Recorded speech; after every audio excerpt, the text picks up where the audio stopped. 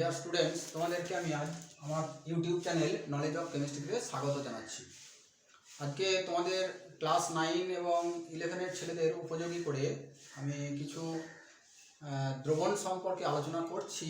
এই দ্রবণ চ্যাপ্টারটি তোমাদের জন্য খুবই গুরুত্বপূর্ণ। তোমরা দ্রবণ বিষয়ে হয়তো পরিচিত হয়ে থাকবে। তার আগে তোমরা মিশ্র পদার্থ, মৌলিক পদার্থ বা যৌগিক পদার্থ সম্পর্কে বিশেষ ধারণা লাভ করে এসছো পূর্ববর্তী ক্লাস থেকে। তো দ্রবণ একটি মিশ্র পদার্থ।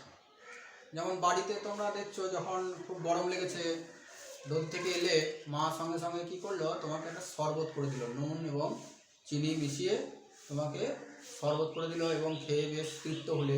তো এখানে একটা যেটা পেলে সেটা হচ্ছে দ্রবণ। আবার অনেক সময় কী হয়, আমরা যে ওষুধগুলো খাচ্ছি সেগুলোকে জলে গুলে আমরা খেয়ে নিচ্ছি, তো সেটাও কিন্তু একটা দ্রবণ আকারেই সেগুলোকে গ্রহণ করছি। তো দ্রবণ কি? তাহলে দ্রবণ হচ্ছে দুই বা তার বেশি সংখ্যক পদার্থ যাদের একটা সমসত্ব মিশ্রণ। সমসত্ব মানে তোমরা বুঝবে, সমসত্ব মানে যেখানে যে কোনো একটা অংশ, একটা গ্লাস না, গ্লাসের জল, সেই জলের মধ্যে দেখবে কী করলে না, চিনি দিলে, সামান্য চিনি আর লবণ। তো এরা চিনি আর লবণ দিয়ে চামচ দিয়ে গুলিয়ে দিলে সঙ্গে সঙ্গে গোটা অংশে চিনিটা মিশে যাবে এবং যে কোনো অংশ থেকে ড্রপারে করে এই ভিতর থেকে একটু জল নিলে, দিয়ে জিভে দিলে, দেখলে মিষ্টি লাগলো। তারপরে মাঝখানে একটা অংশ থেকে জল নিলে, আবার মুখে দিলে, দেখলে আবার মিষ্টি লাগলো এবং মিষ্টির পরিমাণটা দেখলে সমানই আছে।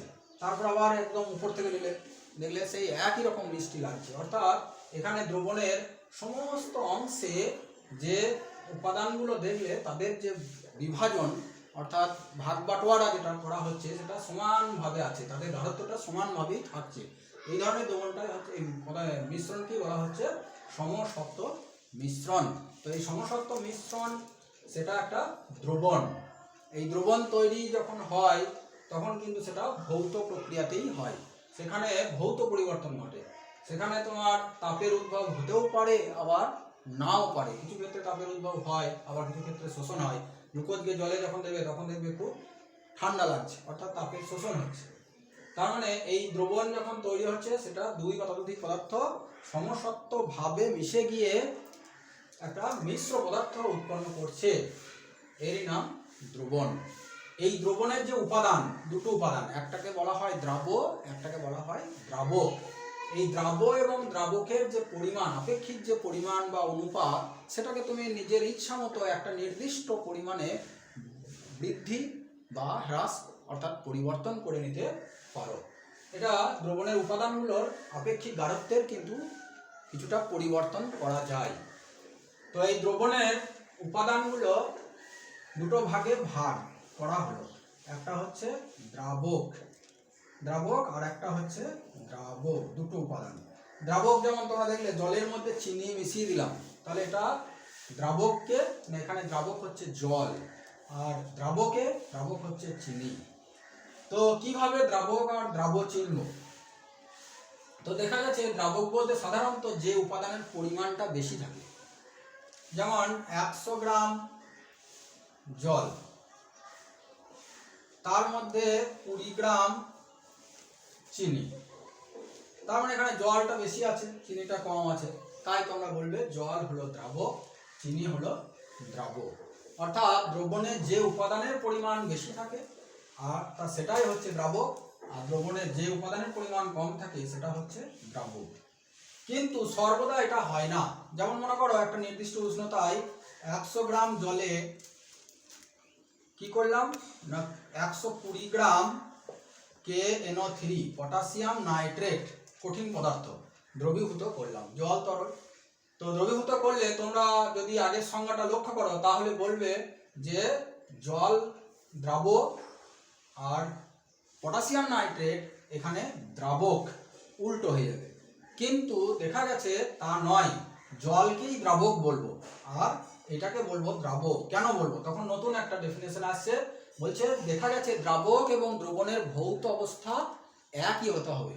যেমন জল দ্রাবক এবং যে দ্রবণটা উদ্ভব হলো এদের মিশ্রণে সেটাও তরল, তাহলে জলও তরল আবার দ্রবণটাও তরল, উভয়ই তরল। অর্থাৎ যে উপাদানের ভৌত অবস্থা এবং দ্রবণের ভৌত অবস্থা একই হবে তাকেই আমরা বলে নেব দ্রাবক। কিন্তু এখানে এটা কঠিন পদার্থ, এটা সলিড, তাহলে সলিডকে জলে দিয়ে দেখা গেল দ্রবণটা তৈরি হচ্ছে তরল, তাহলে এখানে পরিমাণ যতই বেশি থাকুক না কেন একে কিন্তু দ্রাবই বলতে হবে। সুতরাং দ্রাব আর দ্রাবকের সংজ্ঞা তোমরা এইভাবে নির্ধারণ করবে যে দ্রবণে যে উপাদানের পরিমাণ সাধারণত বেশি থাকে এবং যে উপাদানের ভৌত অবস্থা দ্রবণের ভৌত অবস্থার অনুরূপ হয় তাকেই বলবো দ্রাবক।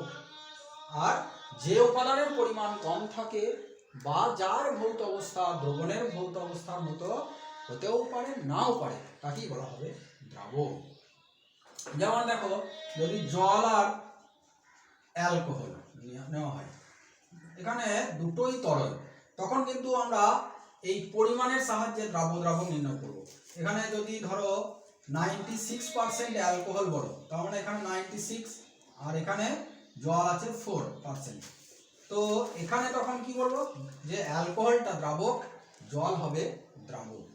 কিন্তু যদি উল্টোটা করে দেওয়া হয়, যদি বলা হয় 7% অ্যালকোহল তাহলে 93% জল, তাহলে এখানে দ্রাবকটা হবে জল আর দ্রাবটা হবে অ্যালকোহল। অর্থাৎ যখন ভৌত অবস্থা একই তখন তাদের পরিমাণের সাপেক্ষে আমরা দ্রাবক এবং দ্রাব্য পদার্থকে চিহ্নিত করব। এইভাবে দ্রাব্য আর দ্রাবক সম্পর্কে তোমরা জানলে। আর কি জানবে এবার? দ্রবণের প্রকারভেদ। দ্রবণের প্রকারভেদ সম্পর্কে তোমাদেরকে এবার জানতে হবে। তাহলে দ্রবণ কাকে বলে জানতে পারলে, সমসত্ব মিশ্রণ, দুই বা ততোধিক পদার্থের সমসত্ব মিশ্রণ যার উপাদানগুলির গাঢ়ত্ব একটি নির্দিষ্ট অনুপাত পর্যন্ত আমরা পরিবর্তন করতে পারি, তাকেই বলা হয় দ্রবণ। দ্রবণের দুটো উপাদান, সেটা হচ্ছে দ্রাবক এবং দ্রাবক। দ্রাবক কাকে বলে, দ্রাবক কাকে বলে সেটাও জেনে নিলে। এখন জানবে দ্রবণের প্রকারভেদ। তো দ্রবণকে যদি আমরা শ্রেণীবিভক্ত করতে যাই তাহলে অনেকভাবেই করা যায়। একটা দেখো, ওই দ্রাব্য আর দ্রাবকের ভৌত অবস্থা সাপেক্ষে, দ্রাব্য ও দ্রাবকের ভৌত অবস্থা এর বিচারে আমরা শ্রেণীবিভাগ করব।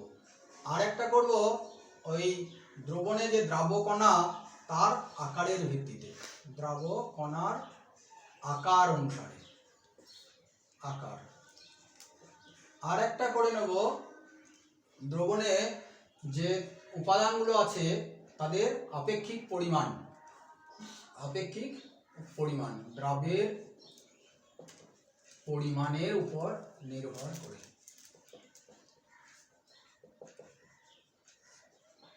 তাহলে তিন ভাগে আমরা ভাগ করছি। তার মধ্যে দেখো এই ভৌত অবস্থা অনুসারে কিভাবে হয়, যখন দ্রাবক তরল, দ্রাবক কঠিন, এরকম একটা দ্রবণ। তোমরা এটার সঙ্গে পরিচিত, চিনিকে জলে গোলা হলো, তার মানে চিনি দ্রাবক, দ্রাবক হলো তরল। তারপরে বলল যে দ্রাবক এবং দ্রাব উভয়ই তরল, দ্রাব তরল, তাহলে দুটোই তরল। এটাও কিন্তু তোমরা জেনে এসছো, দেখো অ্যালকোহল, জল আর অ্যালকোহল দুটোর মিক্সচার, সেটা হবে একটা তরলে তরলে মিশ্রণ। আবার দেখবে এই দ্রাবকটা তরল আর দ্রাবটা হবে গ্যাস। এরকম একটা উদাহরণ তোমরা জানো, এই গরমের দিনে তোমাদের খুবই কাজে লাগে, কি হয়, সোডা ওয়াটার, লিমকা, পেপসি, এগুলো কোকা কোলা যেগুলো খাচ্ছ, সেটা হচ্ছে তোমার তরলের মধ্যে কার্বন ডাই অক্সাইড গ্যাস আমরা দ্রবীভূত করে দিয়ে উচ্চ চাপে কার্বন ডাই অক্সাইড গ্যাস দ্রবীভূত করে এই মিশ্রণটা পাই, এটা হচ্ছে তরলের মধ্যে গ্যাস। ঠিক সেরকম আরো পাবে তোমরা বায়ু, যেমন একটা উদাহরণ, তার মধ্যে বায়ুর মধ্যে দেখো কি আছে না, গ্যাসে গ্যাসে মিশ্রণ, গ্যাসে গ্যাসে, এটা একটা হয়, দুটোই গ্যাস। আবার হয় গ্যাসের মধ্যে কি থাকে, গ্যাসটা দ্রাবক, গ্যাসের মধ্যে ধূলিকণা, কার্বন কণা, তাহলে কঠিন থাকে, তাহলে এটা একটা তরল, এই গ্যাসের মধ্যে কঠিন মিশে আছে। আবার একটা দেখো গ্যাসের মধ্যে তরল, গ্যাসের মধ্যে তরল, সেটা যেমন কি পেয়েছো না, কুয়াশা, শিশির, এই ধরনের যে ব্যাপারগুলো আসছে সেগুলো কিন্তু তোমার মেঘ, তার মানে গ্যাসের মধ্যে কিছু জলকণা মিশে থাকছে, তাহলে এইগুলো হয়। আর একটা তরলে তরলে তো বললাম মিক্সচার। এইভাবে বিভিন্ন ভৌত অবস্থার ভিত্তিতে আমরা দ্রবণ পেয়ে যাব, বিভিন্ন প্রকার দ্রবণ। আর একটা আছে কণার আকারের ভিত্তিতে, এটাকে আবার 3 ভাগে ভাগ করা হয়। একটা হচ্ছে প্রকৃত দ্রবণ বা ক্রিস্টালয়েড, আর একটা হচ্ছে কলয়েড।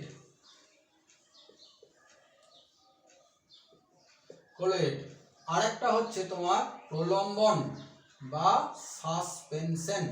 এইভাবে আমরা 3 রকম ভাবে একে ভাগ করে নিতে পারি। প্রকৃত দ্রবণ কাকে বলে না, যে দ্রবণে দ্রাবকণার আকারটা খুবই ছোট। কত ছোট না, বলছে 10⁻⁻8 সেন্টিমিটার বা তার থেকে কম ব্যাস বিশিষ্ট দ্রাবকণা। এই যখন মিশে থাকবে জলের মধ্যে, সেটাকে খালি চোখেও দেখা যাবে না, কোনো কিছু দিয়ে সেপারেশন করা যাবে না, ফিল্টার করা যাবে না, সেইটাই হচ্ছে প্রকৃত দ্রবণ। আর কলয়েড কোনগুলো যেমন চিনির জলীয় দ্রবণ, লবণের জলীয় দ্রবণ, এরা হচ্ছে প্রকৃত দ্রবণ। কলয়েড কোনগুলো না, যে দ্রবণে দ্রাবকণার ব্যাস কত হবে 10⁻⁻5 থেকে 10⁻7 সেন্টিমিটার এর মাঝে পড়বে, সেটা হচ্ছে কলয়েড। এবং ভাতের ফ্যান, রক্ত, দুধ, এইগুলো হচ্ছে এই কলয়েড দ্রবণ। এইগুলো অসমসত্ব মিশ্রণ। আর যেটা প্রকৃত দ্রবণ সেটা কিন্তু সমসত্ব মিশ্রণ। প্রলম্বন কোনগুলো, প্রলম্বন দেখে তো আরো একটু বড়। যেমন গ্রীষ্মকালে দেখতে হবে পুকুরের জল একটু ঘোলা জলে যদি জলটা তুলে এনে রেখে দেওয়া হয়, সঙ্গে সঙ্গে কিছু থিতিয়ে পড়বে জলগুলো, বা চককে জলে গুললে তাহলে দেখবে থিতিয়ে পড়বে কিছুক্ষণ পর, খালি চোখেই দেখা যাবে কণাগুলো। এইগুলোই হচ্ছে প্রলম্বন। অর্থাৎ যে কণার ব্যাসটা বড়, দ্রাবকণার ব্যাসটা 10⁻⁻4 সেমি হয় বা তার থেকে বা বড় হয়, এই ধরনের দ্রবণটা খুবই অস্থায়ী, এটাকে বলা হয় প্রলম্বন। এটাও একটা অসমসত্ব দ্রবণ। তাহলে কণার আকারের ভিত্তিতে 3 প্রকার কাকে বলে তার সম্পর্কে আলোচনা করলাম। এরপরে দেখো দ্রাবের পরিমাণের উপর নির্ভর করে এখানেও কিন্তু 3 প্রকার। একটা হচ্ছে সম্পৃক্ত, একটা হচ্ছে অসম্পৃক্ত বা আনস্যাচুরেটেড, সম্পৃক্ত বা স্যাচুরেটেড, অসম্পৃক্ত বা আনস্যাচুরেটেড, আর একটা হচ্ছে অতিপৃক্ত বা সুপার স্যাচুরেটেড। তো এইরকম ভাবে যখন দেখা যাবে কিভাবে না, সম্পৃক্ত, ধরো একটা দ্রবণে চিনি গুলেই গেলে জলের মধ্যে বলতে দেখবে একটা সময় আর গলছে না, অর্থাৎ তখন আর চিনি দ্রবীভূত করার ক্ষমতা নেই। এইরকম যে দ্রবণ সেটাকে বলবো সম্পৃক্ত দ্রবণ। অর্থাৎ যে দ্রবণ নির্দিষ্ট ঘনতায় যে দ্রবণে দ্রাবকণা যতটা দ্রাবক অণু যতটা দ্রাবকণাকে গ্রহণ করতে পারে সবটাই দ্রবীভূত হয়েছে, তার থেকে আর বেশি দ্রবীভূত করা যাবে না, তাকে বলা হবে সম্পৃক্ত দ্রবণ। আর অসম্পৃক্ত কোনটা না, নির্দিষ্ট ঘনতায় যে দ্রাবকের বা যে দ্রবণের মধ্যে আরো দ্রাবকণা দ্রবীভূত হতে পারে তাকেই বলা হয় অসম্পৃক্ত দ্রবণ। যেমন যখন বাড়িতে চা করছো, 1 চামচ চিনি দেওয়া হলো, 1 কাপ জল 1 চামচ চিনি, সেটা কিন্তু অসম্পৃক্ত দ্রবণ, কারণ জলের মধ্যে আরো চিনি দ্রবীভূত করা যেতে পারে। অতিপৃক্ত দ্রবণ না, বিশেষ অবস্থায় যদি কোনো একটা দ্রাবকের মধ্যে বা দ্রবণের মধ্যে আরো যতটা দ্রাব থাকার কথা, সম্পৃক্ত দ্রবণে যতটা থাকার কথা তার থেকেও বেশি দ্রাব দ্রবীভূত হয়েছে, তাহলে সেই দ্রবণটাকে বলবো অতিপৃক্ত দ্রবণ। এখানে যেমন একটা টেস্ট টিউবের মধ্যে কি করা হয়, এখানে তুলো রাখে দেওয়া হয়, তুলো দিয়ে মুখটা বন্ধ করে এখানে সোডিয়াম থায়োসালফেটের কেলাস নিয়ে একে যদি উত্তপ্ত করা হয় তাহলে এখান থেকে জল বেরিয়ে যাবে, দিয়ে সেই জলের মধ্যে সোডিয়াম থায়োসালফেটটা গুলে যাবে। এরকম যে দ্রবণ, সেই দ্রবণটা হবে অতিপৃক্ত দ্রবণ। এই অতিপৃক্ত দ্রবণ খুবই অস্থায়ী, সামান্য নাড়িয়ে দাও তাহলেই কিন্তু সে অধক্ষিপ্ত হয়ে যাবে, বা যদি একটা দ্রাবকণা জোর করো অধক্ষিপ্ত হয়ে যাবে, তার মানে এটা খুবই অস্থায়ী।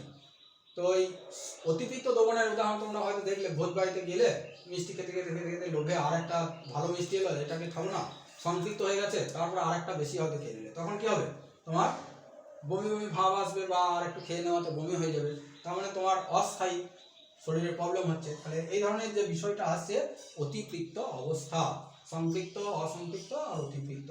তো সম্পৃক্ত দ্রবণে কিন্তু আর দ্রাবক দ্রবীভূত করতে পারবে না, অসম্পৃক্ততে কিছুটা দ্রাবক দ্রবীভূত করা যায়, অতিপৃক্ততে একবারে খুবই অস্থায়ী, সে তো এক্সট্রা দ্রাবক দ্রবীভূত হয়েই আছে। এইভাবে আমরা বিভিন্ন প্রকার দ্রবণ সম্পর্কে আজকে জানতে পারলাম। এর নেক্সট যে ভিডিও, সেখানে তোমাদেরকে এই চ্যাপ্টারের পরবর্তী যে বিষয়গুলো আছে সেই সম্পর্কে আলোচনা করে দেবো। আশা করি তোমাদের ভালোই লাগছে। চ্যানেলটিকে তোমরা সাবস্ক্রাইব করে বেল বাটন অন করে রাখো, পরবর্তী ভিডিওগুলি তোমরা নোটিফিকেশন পেতে থাকবে।